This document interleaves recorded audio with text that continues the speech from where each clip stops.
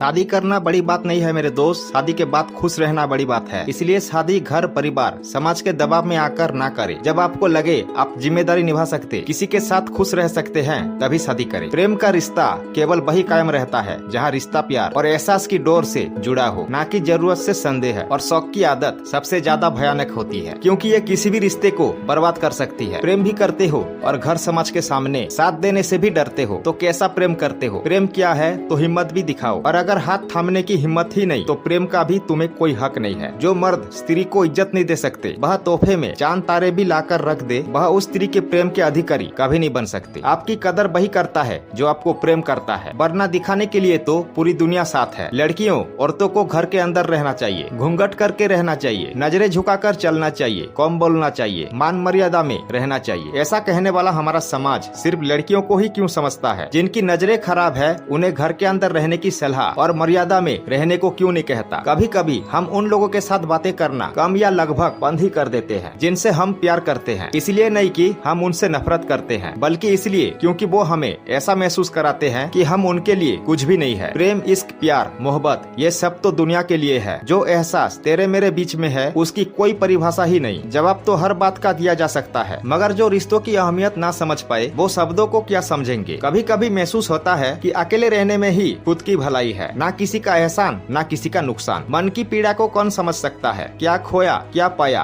कौन समझ सकता है? बहुत सरल है कहना जो है अच्छा है, लेकिन जो है उसी में जीना कैसा लगता है कौन समझ सकता है? तुम्हारे पास तो फिर भी तुम हो, मेरे पास तो मैं भी नहीं। अकेलेपन में कुछ अजीब सा ये तमाशा रहता है, खुद ही खुद से रूठ कर खुद ही खुद को मानना पड़ता है। किसी भी स्त्री की ये इच्छा पूरी करो, फिर देखना वह बिना मना किए रोज संबंध बनाने के लिए खुद जिद करेगी। पहला, उसकी फेवरेट जगह ले जाओ। दूसरा, उसके सारे दुख दूर करने की कोशिश करो।